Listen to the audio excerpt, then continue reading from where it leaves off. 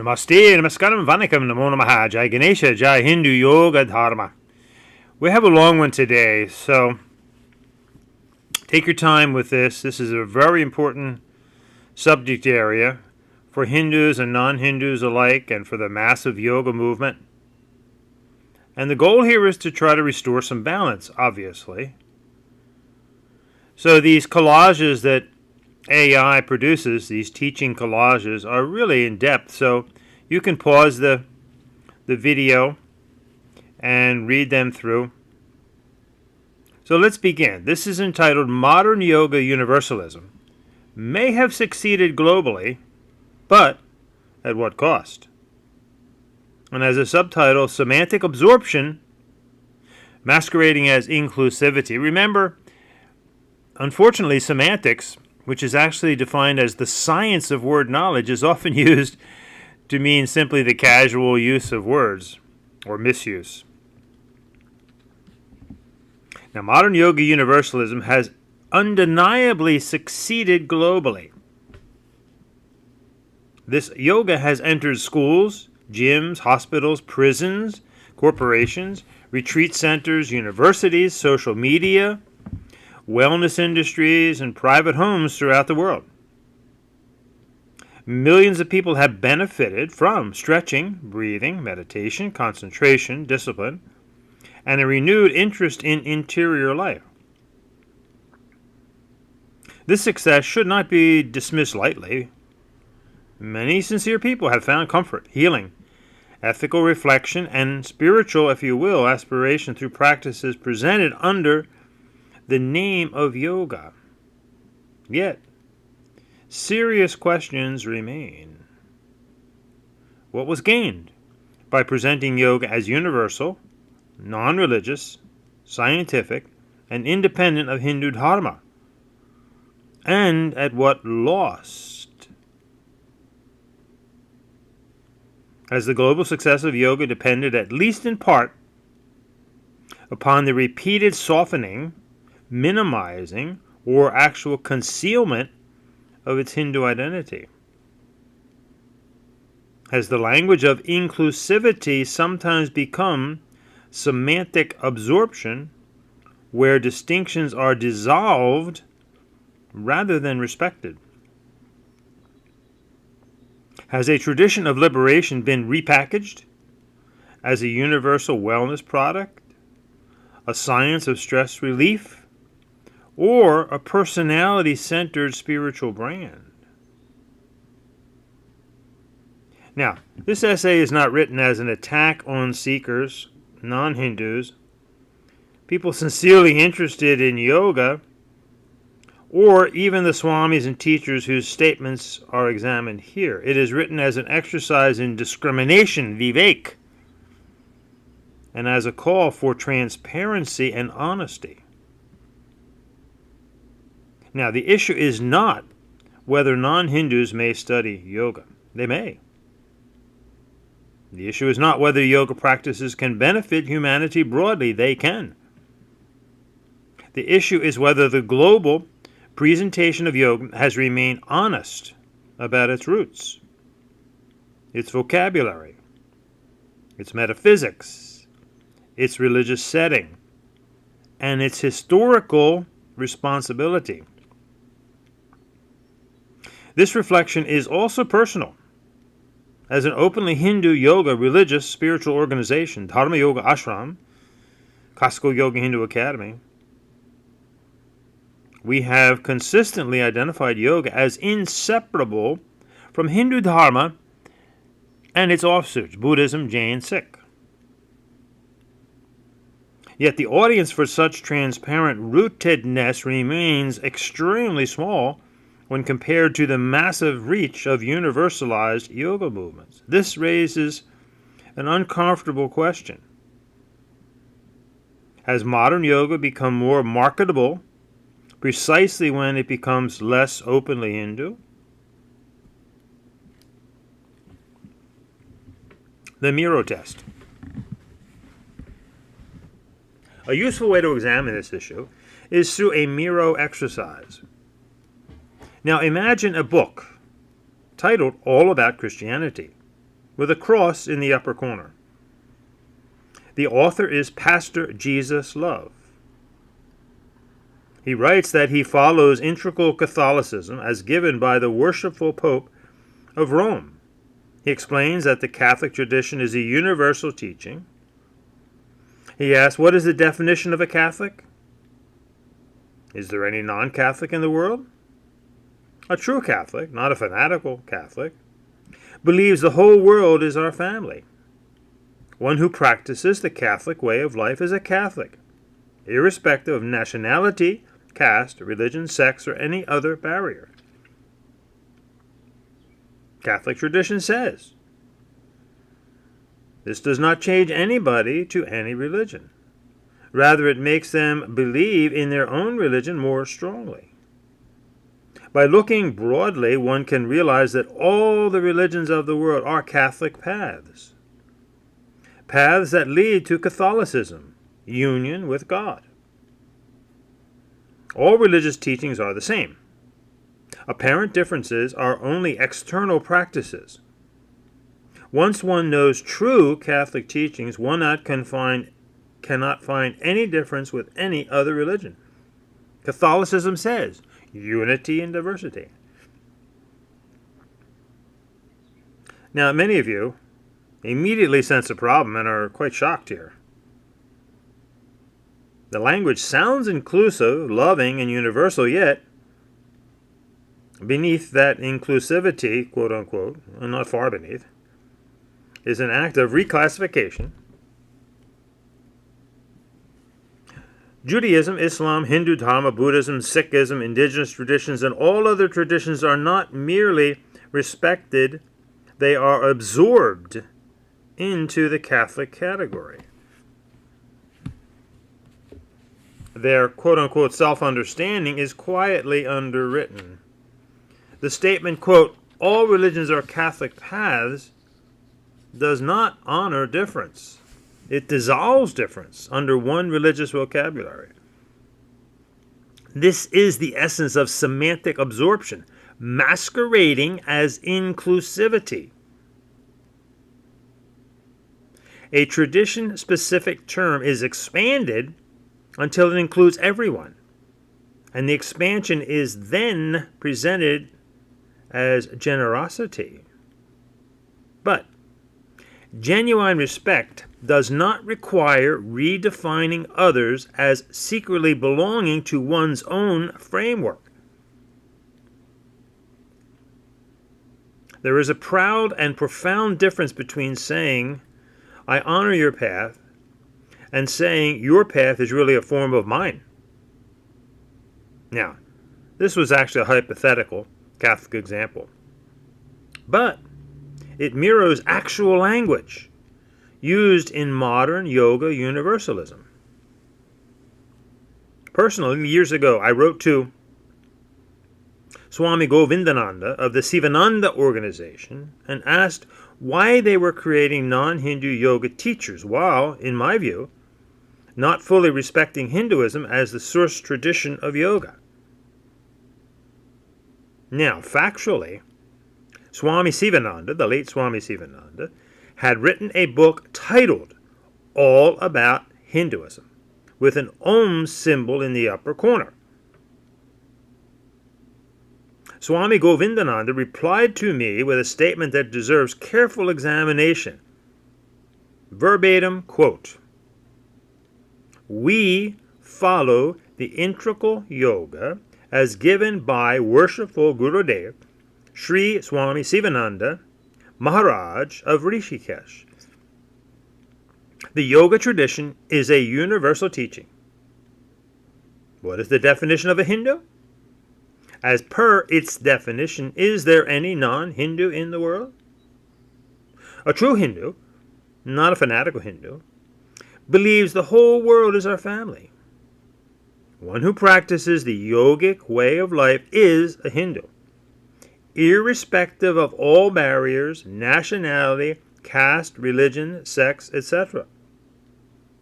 By looking in a broader way, one can realize that all the religions of the world are yogic paths, paths that lead to union with God. All the religious teachings are the same. The apparent differences are only external practices. End quote. Swami Govindananda.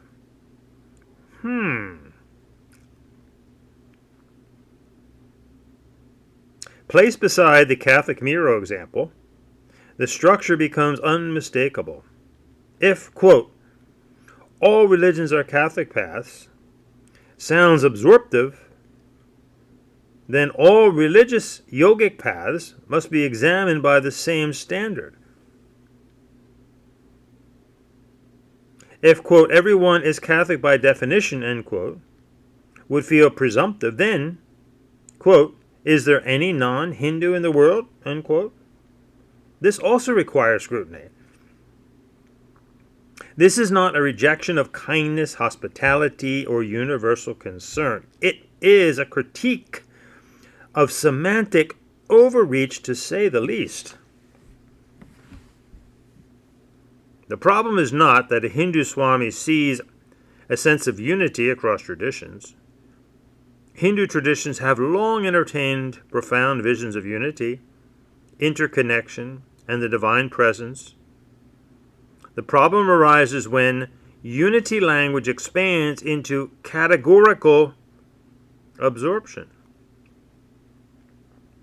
When, quote, every religion becomes a yogic path, unquote, then specific self-understanding of each religion risks being subordinated to yogic terminology. The other person here is not simply welcomed, they are renamed. Now, factually, a Swami is a Hindu monk. And this discussion becomes even sharper when we remember what is a Swami. A Swami is not a rabbi, they're not an imam, they're not a pastor, not a priest, but a Hindu monk or renunciate, rooted in Hindu sannyasa traditions, Sanskrit terminology, guru-disciple transmission, Vedanta, Shaiva, Vaishnava, Shakta. Of course, individual Swamis may interpret their mission broadly, yet the word itself is not religiously neutral. This matters because many of the strongest declarations that, quote, yoga is not religion, unquote, or, quote, yoga is universal, unquote, have come not from secular psychologists nor neutral academics, but from Hindu Swamis and Hindu-derived organizations. The tension is therefore internal. Hindu monastic figures wearing Hindu robes, using Hindu names, teaching Sanskrit concepts, invoking gurus, citing Patanjali, Vedanta, Upanishads, karma, dharma, moksha, samadhi, mantra, meditation, contemplation, Raja Yoga, often present yoga publicly as beyond Hinduism or beyond religion. That paradox has to be examined with honesty. A chorus of universalist statements. The Govindananda letter is not isolated. A broad chorus of modern quote-unquote yoga teachers, swamis and scholars have repeated similar formulations. Swami Padma of the Sivananda organization wrote, quote, "We do understand clearly that different religions have their own beliefs, but yoga is not a religion. It is a totally universal way of living." End quote. Really? Catholic means universal. Go to your Catholic church, your mosque. Go to an imam. Tell them that yoga is the universal way of living. Swami Padma and Swami Sivananda Saraswati said, quote, "Yoga is not a religion, but an aid to the practice of the basic spiritual truths in all religions. Yoga is for all and is universal," end quote.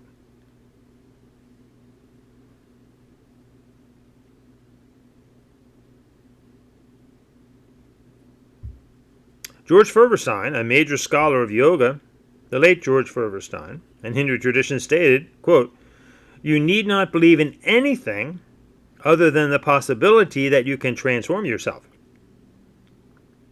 Some yoga practitioners are more religious than others, but yoga itself is simply a tool for exploring the depth of our human nature, of plumbing the mysteries of the body and the mind.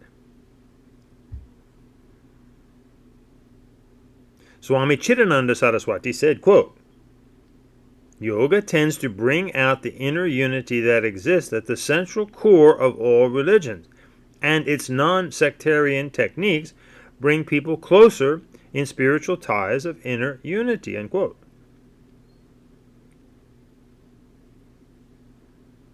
Desikachar is cited as saying, quote, "Yoga was rejected by Hinduism because yoga would not insist that God exists. It did not say there was no God, but just would not insist there was. Yoga is not a religion and should not affiliate with any religion." End quote. Swami Rama wrote, quote, "Yoga is a systematic science. Its teachings are an integral part of most religions. But yoga itself is not a religion.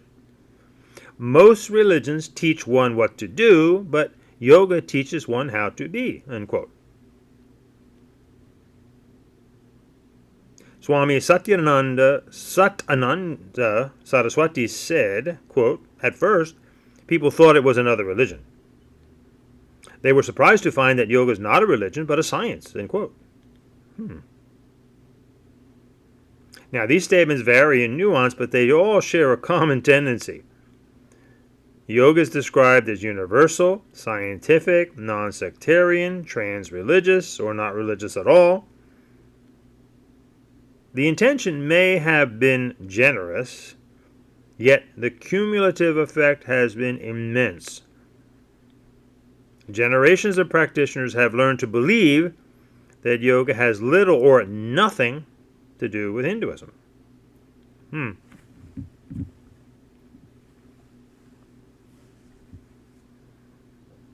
The repeated claim, for example, that, quote, "yoga is science," end quote, requires careful analysis. If yoga is science, in the modern academic sense, then one may reasonably ask, when students go to a university science department, do they study yoga as they study biology, chemistry, physics? When they attend a laboratory science class, do they learn mantra, pranayama, samadhi, moksha, karma, guru bhakti? Likewise, when people walk into a yoga studio, do they expect a science class? Of course not. They expect stretching, breathing, meditation, calm, meaning, inner awareness, spirituality, or some type of self-transformation.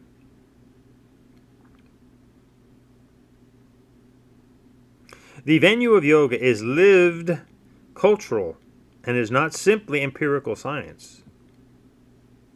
It is closer to contemplative, religious, philosophical, and embodied disciplines. This does not mean yoga contains no systematic method. It certainly does. It does not mean that yoga cannot be studied scientifically. It can. But to call yoga science alone may reduce a liberation tradition into a modern prestige category. Classical yoga is concerned with suffering, bondage, liberation, consciousness, karma, samadhi, discipline, renunciation, ethical vows, and the transformation of one's whole being. And these are not laboratory categories. The word science may have helped yoga gain acceptance in modernity, but it also helped detach yoga from the religious and metaphysical structures in which it belongs. That's part of the cost.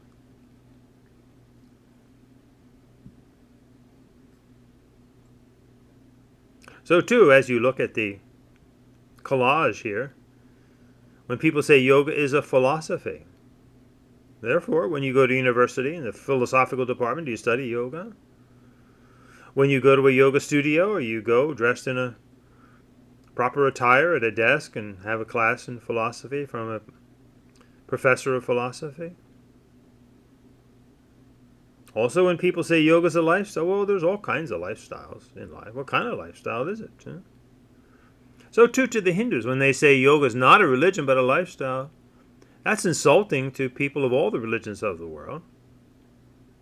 To them, their religions, to one degree or another, are serious lifestyles to them.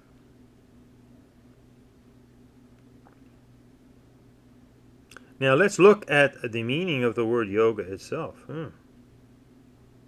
First and foremost, it's a Sanskrit word. Sanskrit is, by definition, the ancient Arya, which means noble, language of the Hindus. It's a religious language. Therefore, what is the Sanskrit definition of the Sanskrit Hindu word yoga? Shockingly to many, it has nothing to do per se with the physical body at all, but about yoking to the Atmana and then Brahman. Yuj Atman Brahman Cha. Now we're already deep into Hindu philosophy. What is Atmana? What is Brahman?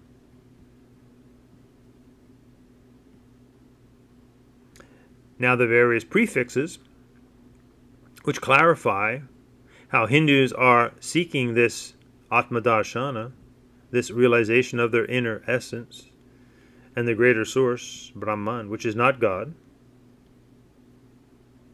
The prefix defines the lifestyle.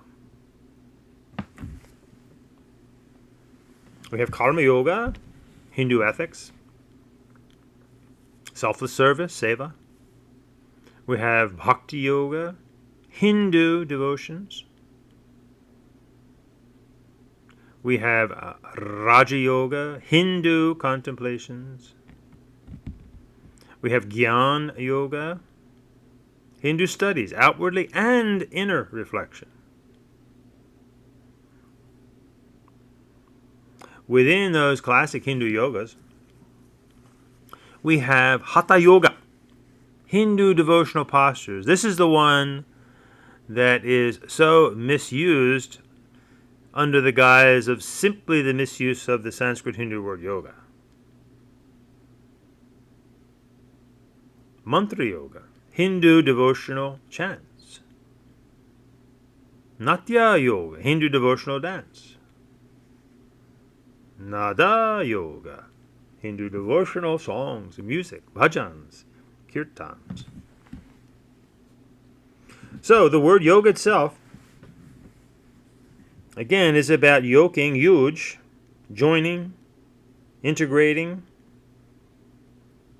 concentrating, and ultimately union with one's inner essence, which Hindus call the Atmana.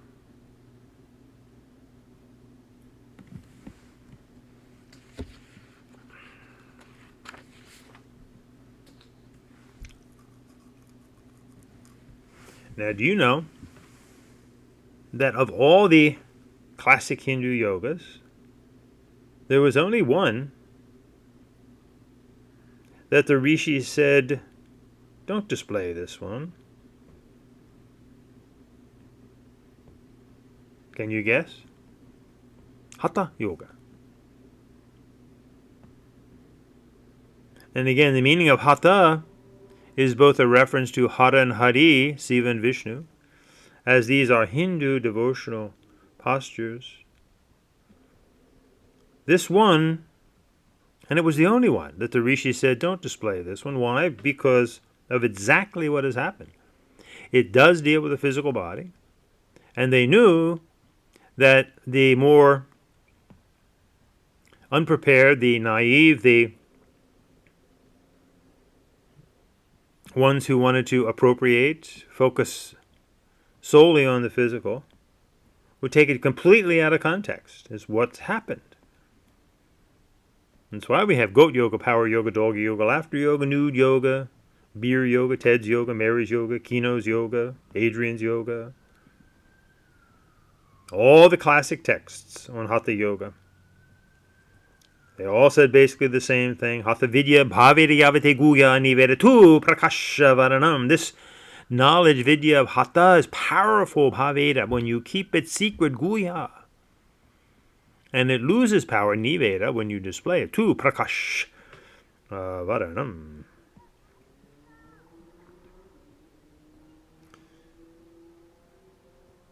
But what do we have today? We have mass marketing, where this so-called yoga is franchised, packaged, certified, photographed, and sold in ways unimaginable to true yogis, to those in the past, Svatmanama, Patanjali, Giranda, Stephen Shakti in the Siva Samhita, Yogi Garakanath.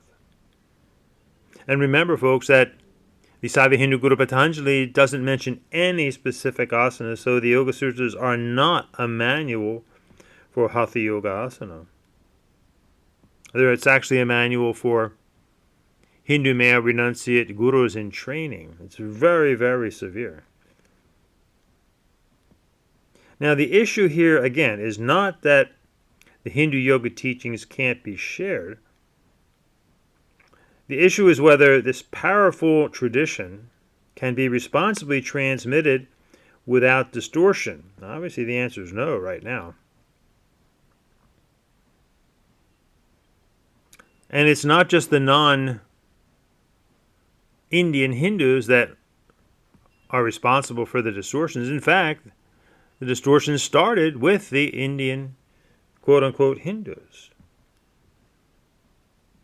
Many of these Indian guys, one does not know how to refer to them, actually. They don't want to be referred to as Hindus. They were out to create universal organizations. For example, the BKS Iyengar organization.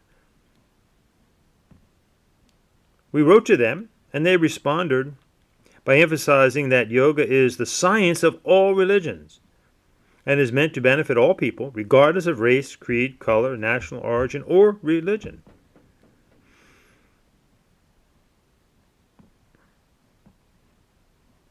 They claim that in the ancient text, nowhere is it stated that yoga is only to be practiced by Hindus.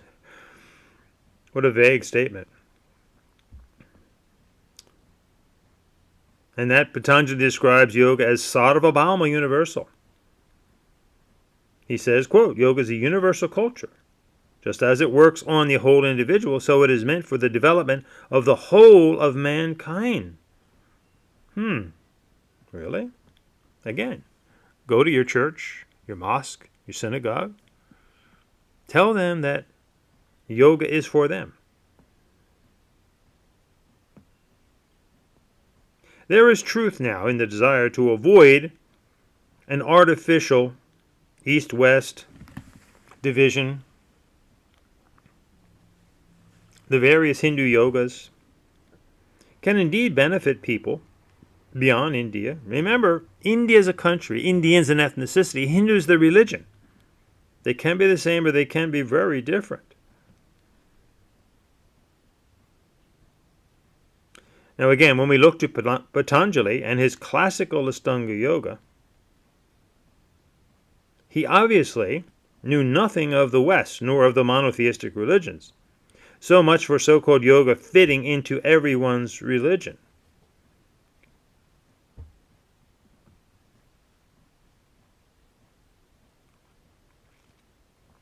As you see here, we have the list of what is the true classical Ashtanga yoga path and direction, and then the modern, totally distorted Ashtanga yoga.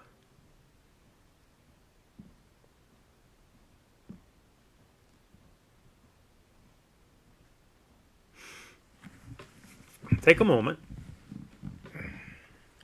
Seriously look at what is the classical Ashtanga yoga. And then look at what it's become today.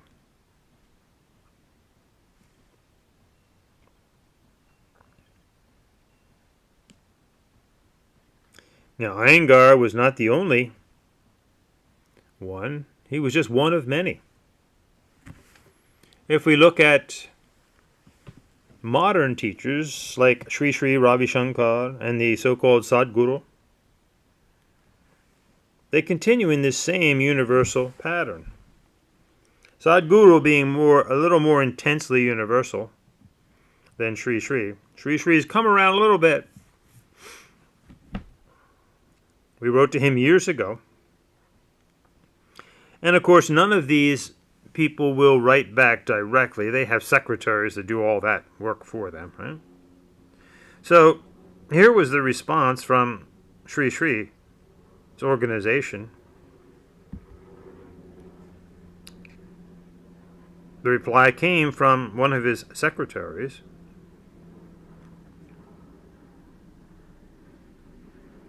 who said, quote, that Sri Sri does not teach religion. He is gone beyond religion.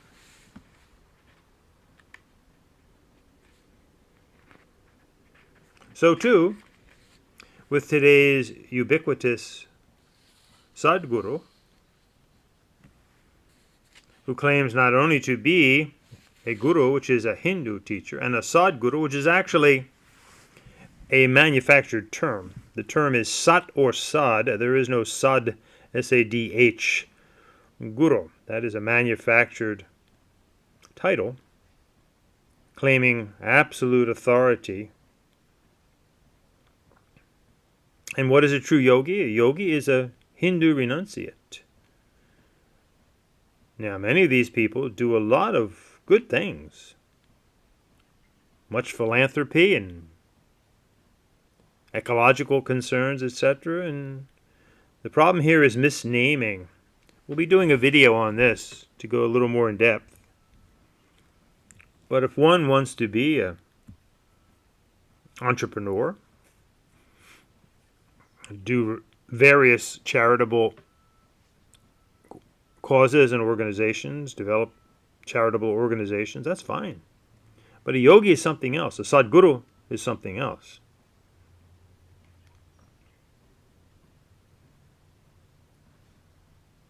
So what perhaps is the problem with the word Hindu with all of these basic teachers?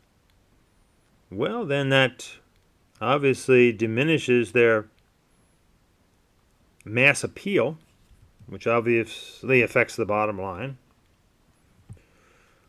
Creating something universal then brings in the crowds and the subsequent money, fame. In religious life, the three red flags are picture, personality, and price tag. Now notice that many people fail to consider that when these gurus claim to be beyond all religions, one has to ask the question, well, how did you get beyond religion? You must have gone through one. How do you get to the top of a mountain? You have to find a path, and you have to have the courage, the stamina, dedication, concentration to follow the path all the way through. Only then can you be said to have transcended, meaning you climbed, not transvalue, skipped over. You have transcended. But then a true teacher has to come back down and lead others up the path, and the specific path they took.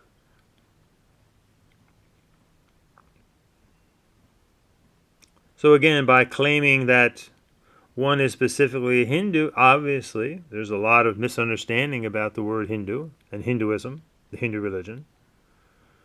So these teachers have found a convenient way to deny what actually they are teaching, which is nothing but the Hindu Dharma, Hinduism.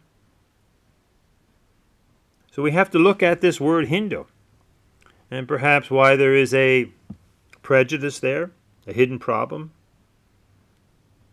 Is there something wrong with being a Hindu? And even many born within Hindu traditions hesitate to identify as Hindu, and in this case, identify yoga as Hindu. Are some individuals, and certainly the teachers, consciously or unconsciously, capitulating to colonial and post-colonial pressures that treated Hinduism as primitive, superstitious, overly sectarian, caste-bound, and embarrassing? Colonialism and missionary critique deeply shaped modern Hindu self-identity. Under pressure, Many reformers and teachers learned to emphasize what sounded rational, scientific, universal, philosophical, and acceptable to Western modernity. That's in a way understandable, but understandable does not mean harmless. A strategy developed under pressure can later become a habit of self-erasure. If a teacher retains Sanskrit, Guru Parampara, Karma, Dharma, Mantra, Pranayama, Raja Yoga, Chakras, Patanjali, Vedanta, Shiva, Ganesha, Moksha, Samadhi, yet avoids the word Hindu, the question naturally arises, why? What burden has been placed upon the word Hindu that it must be hidden while its treasures are publicly distributed? Remember, analogous to all religions, Hinduism is a religion. India is a country, and Indian is an ethnicity. These three things are not necessarily the same thing. For example, one can be a Hindu and not from India. One can be an Indian, but not a Hindu. And a Hindu can be neither Indian nor from India. Swami Dayananda of the Arshavidya Gurukulam had an interesting take. He said, quote, "I assume everybody is a Hindu until they tell me otherwise," unquote. However intended, such a statement is revealing. It may sound generous to some, but it also risks erasing the self-definition of others. If it is problematic for a Christian to say all people are really Christians or Catholic, it is also problematic for a Hindu to say all people are really Hindu. I remember once, as a young brahmachari, I was asked to come to a little satsang of a Hindu group in Florida, and the lady introduced me as a Christian Hindu because I had white skin. I said, "I'm not a Christian Hindu, I'm a Hindu." And she quickly corrected herself. If it's absorptive to say all religions are Catholic paths, it's also absorptive to say all religions are yogic paths. The same standard must be applied. Otherwise, critique becomes hypocrisy. This is why the issue is not Hindu triumphalism. The goal is not to claim that everyone is secretly Hindu or secretly doing yoga. The goal is to speak honestly. Yoga is integral to Hindu Dharma, and people of many backgrounds may respectfully study it without becoming redefined against their will. Respect does not require absorption. Dialogue does not require erasure. Just admit what it is. If people want to go to a Catholic church, fine. But to deny that it's a Catholic church or that Catholic is universal is deceptive. If people want to come to a Hindu temple, if they want to study the Hindu yogas, fine. But it's deceptive to say that it's not Hindu. It's not coming from a specific religion. People need to be upfront, be honest, open, and then make the choice whether they wish to follow something or study something. Now, we developed something called the Nat principle. In fact, we're doing a book called the Nat Sutra. It's very interesting. It stands for, it's an acronym, not the way and not no way, but a way.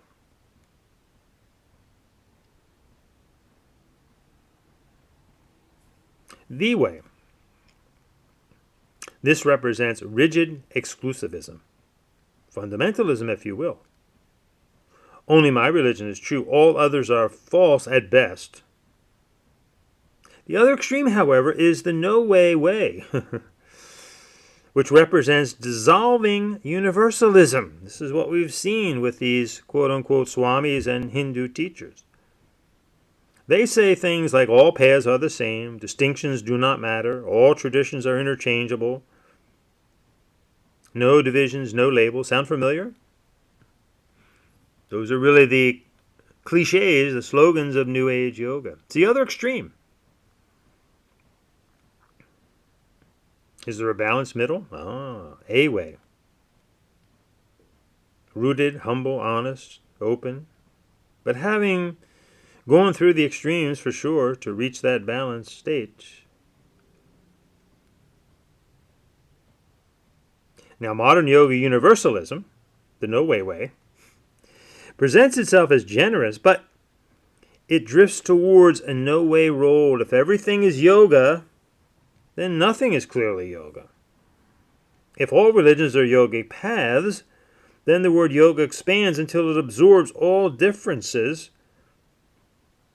And if yoga is not Hindu, not religion, not philosophy, not science in the ordinary sense, but somehow all of these things and none of these things, then semantic clarity completely collapses.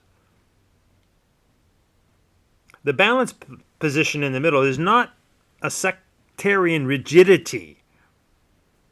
It is not, quote, only Hindus may practice yoga, unquote. Nor is it dissolving universalism. It says that yoga is all about the Hindu dharma.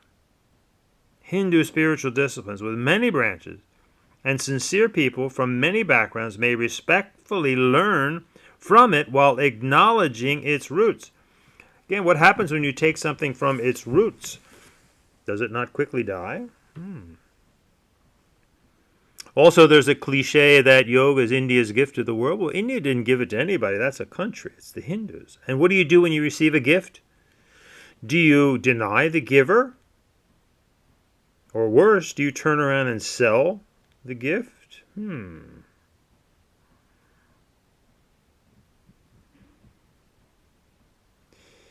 the classic movie, Karate Kid? This was Mr. Miyagi's teaching to his young disciple, Daniel-san. Find the balance. Go find the balance. Tough to do. But if you recall, that was not his first lesson. That was his second lesson. The first lesson was choose. You got to choose your path first. In that lesson, he taught him, don't be in the middle. In other words, don't walk down the center of the road or you'll get squashed like a grape. Go to one side or the other. In other words, first you choose. You either karate do or karate don't. You either follow Hinduism or you don't. You either follow Catholicism or Christianity or you don't. You follow Judaism or not. Then once you've chosen your path, this is the logic of life itself. Choosing your profession, your spouse perhaps. Once you've chosen, now you seek for a balance in the middle. I love the analogy of the young girls on the balance beam. And think of the psychology of that. I mean, in a sense, what's the point of just standing on a balance beam? But it's that human inner tendency for striving for a perfection, striving for balance in life. And in order to do that, they may only get one perfect 10 in their life, or maybe not. In order to find that perfect routine, they have spent so much time swaying from one side to the other, falling from one side to the other. This is life. This is why this Nat Sutra really mirrors our human consciousness. And very few of us in any area of life, and certainly when it comes to the religions of the world presently, have found a balance in the middle, that are humbly willing to say that my religion is not the way, and it's not a universal way. It's not for everybody. It's for anybody who wants to learn it, yes, but it's not for everybody. But humbly, honestly, intellectually saying, no, my religion is a way, a balanced middle. This Nat Sutra is so important to get us out of the extremes of fundamentalism and universalism. However, on the other hand, we do recognize that this is the learning curve. If you want to get a little personal here, when I was young, I was probably growing up in the 60s, probably more into kind of universalist mindset. Everything's good. Well, everything's good until it isn't, right? It's all good until it isn't. Kind of universal, mindset. But I quickly saw through that, saw how foolish that actually was. And then when I formally became a Hindu, I have to admit that in the middle, I was more of the extremist Saivite sect. Everything was about Shiva, Shiva, Shiva. Nothing else really mattered at all. And the group I was with, it was all pure Saivism. And I saw that that too was an extreme. But going through these extremes, hopefully finding a middle balance. And that balance is tenuous because if we're honest, we fall from that balance at times. But it's a wonderful thing to seek. And interestingly, I often ask students, how many sides are to the coin? And most people say 2 in the beginning. And here's something interesting.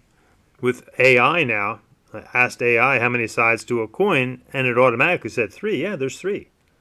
But tough to remain on that balance. But it's a nice analogy because in life it's a coin flip. It's a gamble. We're flipping from one side to the other. Right? But to land on the edge, now the coin can truly begin to roll, can it? Can really move. Otherwise, we're just flipping back and forth. But this is the nature of life. And with social media today and YouTube, for example, you can see these extremes play out. Vivid example was Doreen Virtue, who was a rabid New Ager Universalist yoga teacher, tarot cards, all the whole 9 yards, right? Making lots of money, writing books. So the one extreme of the Universalist. And then she finally, quote unquote, found the way and became a fundamentalist Christian following Jesus. So she flipped over to the other side. So who knows, maybe in 10 years or so she'll find a middle balance. And you can find the same thing in the opposite. You can find people like Matt Dillahunty, who was raised strict evangelistic Christian. Was a preacher, I believe, just for years, for decades, some of these people. Seth Andrews, another one. And then they flip all the way over to becoming nothing. Total atheists. So maybe they'll find a balance too, right? So there's ramifications to all of this. In Hinduism, we have a saying, Asato ma sadgamaya, as relevant 2,000 years ago as it is today, from Brihad Aranyak Upanishad. Lead me from untruth, asat, to truth, sat. An ongoing challenge for all of us. Because the consequences of asat are clearly visible. So, for example, ask any modern yoga practitioner today, or anybody actually, because the word is so ubiquitous, if they know that yoga is all about Hinduism, the Hindu religion, or doesn't have anything to do with Hinduism. And the answer will often be a flat-out no. Many teachers of yoga, quote unquote, obviously insist they're not Hindus. They're not teaching Hinduism. They're not teaching religion at all. They're not transmitting any religious tradition. Yet, they use Sanskrit names, they chant Om, they speak of chakras, karma, pranayama, Raja Yoga, Guru, Shakti, Shanti, Kundalini. Wow. The blind and the blind in a blind dance shuffle. This public amnesia did not arise by accident. It was produced by decades. And it's fairly new. I remember 25 years ago, we really tried to reinforce to people that when you're into yoga, you're into Hinduism. Right? And got some feedback and some articles and papers, etc., but it just was destined to be so overwhelmed by the spurious yoga because it's easy. Imagine if you can become a professional certified yoga teacher in 200 hours. Wow, that's pretty heady stuff. People will be calling you yogi or even guru. It's just an ego inflation thing.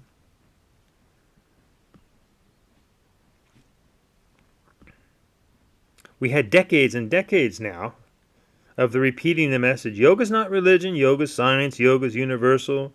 Yoga belongs to everyone. Yoga's not affiliated with any religion, even coming from the Indians themselves and people calling themselves swamis. Now, what began perhaps as a strategy of accessibility became over time a total cultural denial. Not unlike the development of Christianity, folks. Total denial of its Judaism. Following an individual who was a Jewish rabbi speaking Aramaic. Very interesting. Similar mindset going on there. So this just results ultimately in confusion and sometimes worse. So we have all kinds of Hindu terms, concepts, symbols used without any Hindu identity. Sanskrit words are retained without the Sanskrit understanding. And these deep practices, rooted in Kaivalya, liberation, moksha, freedom, samadhi, calm, wisdom reduced to stress management, yoga, hatha yoga becomes just fitness, routines, wellness. Guru becomes a brand. Retreat centers, studios. So we can see clearly here on the left what is the truth, the identity that is Hindu Dharma. And think of the insult we're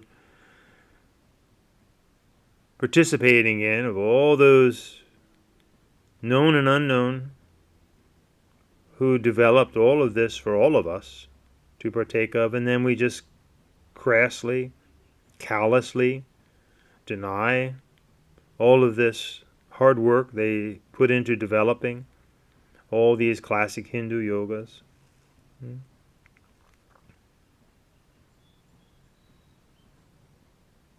Ahamkara, egoism. We all have an ego. We need to turn it into a purified ego, asmita, rather than continuing to reinforce it. That's our problem. Remember again, picture personality, price tag, celebrity. And what comes with celebrity and commerce? What follows in the wake? Scandal.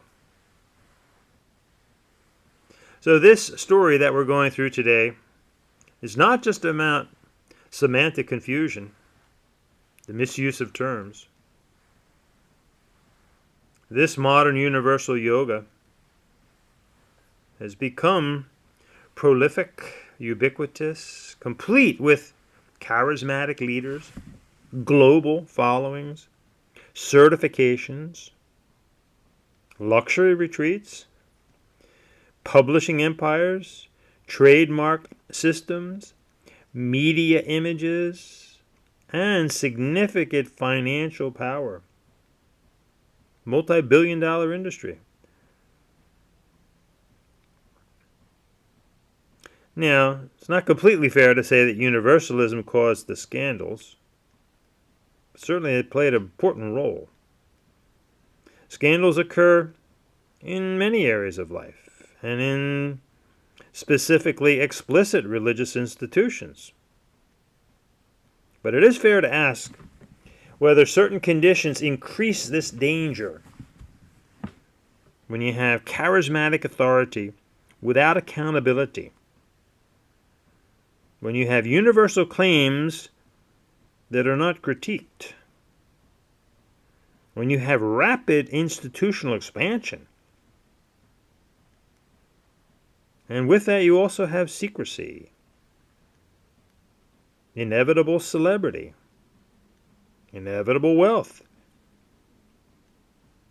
and the displacement of traditional ethical restraint by personality-centered devotion.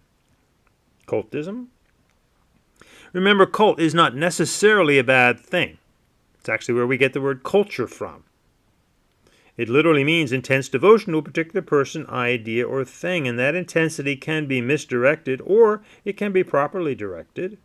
It's important to understand these terms. Remember, religion comes from religio, which originally meant simply and profoundly the attempt to tie, to bind, to link. In other words, individuals, whole groups, societies, villages, trying to get their act together. That's all it is. And they developed into specific religious traditions, people trying to get their act together. And sex, obviously, S-E-C-T-S. Obviously, when you have groups of people getting together, there'll be different opinions and views. That's okay, as long as it doesn't become negatively sectarian. These are inevitable processes of human interaction. And cult, too, intense devotion. Importantly, a marriage is really a cultic experience, full devotion to one's spouse. Right? But it can be, and especially when it comes to religion, if we don't keep our wits about us, if you will, they can become very, very dangerous. When a teacher becomes a world guru beyond religion, beyond doctrine, beyond tradition, and beyond ordinary accountability, followers may become less likely to question any abuse of power. It's a sad story. When a movement is sold as universal love, while operating as a hierarchy of access, price, image, personality, this so-called spiritual language can conceal institutional dysfunction. It doesn't take long sometimes for them to come crashing down. Here again, transparency matters. A rooted tradition with clear ethical boundaries, clear lineage responsibility, clear theological identity, and clear accountability structures, it might still have its failings, but at least the standards are visible. A vague universalist movement can become difficult to evaluate because it floats above categories while still collecting devotion, money, and authority.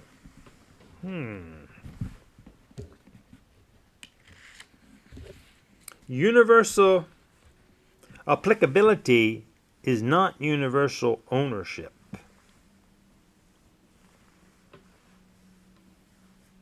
A central distinction must be repeated. A universal applicability is not universal ownership. A teaching may be useful to all without belonging to all in the same way.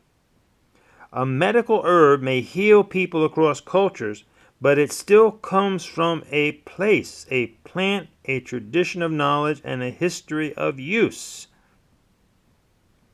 A philosophical insight may speak to humanity in general, but it still arises through particular languages, teachers, and civilizations and cultures. Yoga, the various yogas, may be learned by non-Hindus. It can benefit people of many religions according to their own conscience, of course. That's why we have to be upfront. And to people with no religion at all. We can enter into interfaith dialogue and health settings and personal practice, but that does not justify pretending that yoga has no Hindu roots or that its Hindu roots are irrelevant.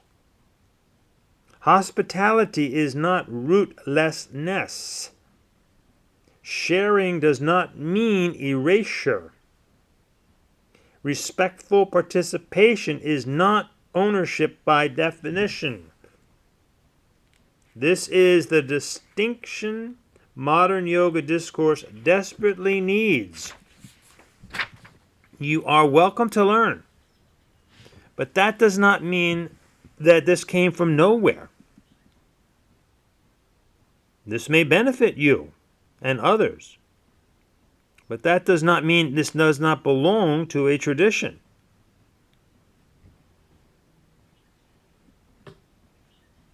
There's a personal sadness in this discussion. Again, we stated in the beginning as an organization that openly says we're teaching Hindu teachings, Hindu yogas, and all sincere students are welcome. Most flock to the Universal Yoga Studios.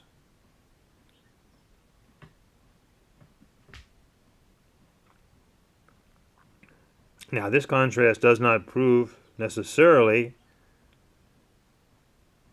any kind of criminal behavior, for example. It reveals a cultural reality.